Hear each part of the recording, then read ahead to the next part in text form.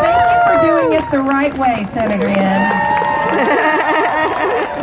He graduated from Putnam City High School in '73, earned his degree in zoology from the University of Oklahoma, went to medical school, and after completing his residency in '84, he began practicing as an anesthesiologist. He's worked as a cardiac anesthesiologist at St. Anthony and Integris Baptist for more than 20 years. He and his wife Pam have been happily married for over 28 years. That deserves a round of applause.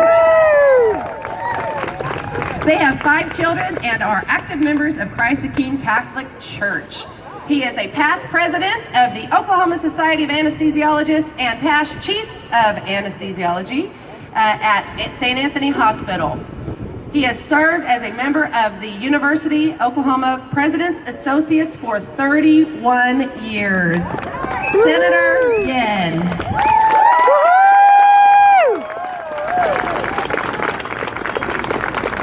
Thank you so much, Leslie.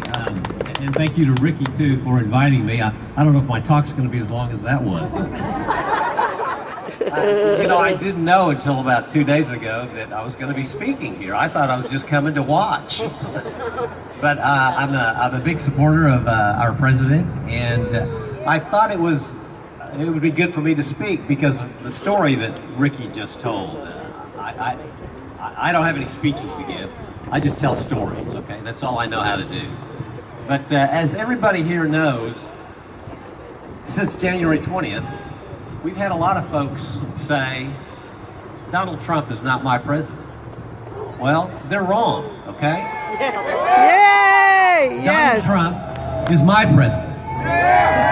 Donald Trump is your president. Yes! And just like our previous president was our president. Why? Because we're all Americans. These people who say Donald Trump is not their president, they can fix that, okay? They can fix that. They don't have to be here in America, do they? Woo-hoo! If they're here in America, Donald Trump is their president. And Donald Trump got elected, didn't he?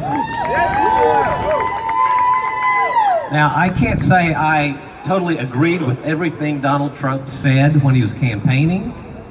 Probably nobody did. But I tell you what, since January 20th, he's sure done some great things, in my opinion.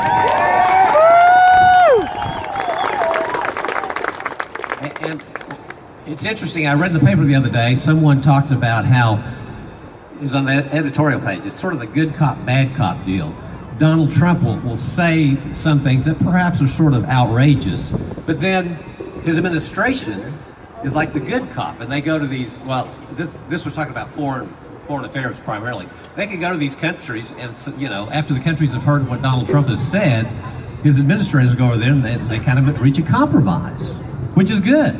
He's a deal maker, is he not? He's a dealer, and that's a good thing. That's a real good thing. Now, I wanted to talk about the Unaffordable Care Act. As we all know, there's no question that some folks maybe a lot of folks have gotten health insurance coverage because of the Affordable Care Act. But it's not affordable. And I can tell you a personal story about that. My health insurance was through the State Medical Association. It's sort of nonprofit, okay? The year before the Unaffordable Care Act came online, my health insurance premiums went up 27% in anticipation. 27. Now, prior to that, it might go up in a year 3-4%, maybe as much as 6%, but never 27%. So 27% the year before the Affordable Care Act came online. The year that it did come online, it only went up another 9% because they'd already done 27. But again, 9% was more than it ever gone up previously. And then the following year, it went up another 14%. 14%. You know, I had a high school friend of mine call me a couple months ago. He's one of the most liberal Democrats I know. And he said, you know, my Blue Cross Blue Shield premiums went from $605 to over $1,100 a month. And I said, you know what? You can thank our previous president for that. Your candidate, the guy you voted for. And I said, you know, the experts have been telling us that we were not going to see the true cost of the Affordable Care Act until this year, and they were right, weren't they? They were absolutely right. And it's horrible. It's horrible. The deductibles are humongous, as all of you here know. And so, why were we not going to see the true cost until this year? Because Obama is gone. Thank God. Yes, thank God. And when I said these things to my high school buddy, who's one of the most liberal people I know, you know what his response was? Nothing. There was no response. No response at all. So, repealing and replacing the Unaffordable Care Act is something we have to do now. Repeal! It will not be easy at all. Remember, those people that lost their previous insurance because of the Unaffordable Care Act, they don't get that insurance back magically, okay?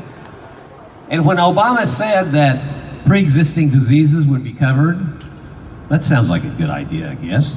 Children to be covered till they're 26, that sounds like a pretty good idea. Although that's not expensive, because those people are healthy. But then when he said, and it's going to be cheaper, how many of you believe that? I didn't. No. And of course it was not true.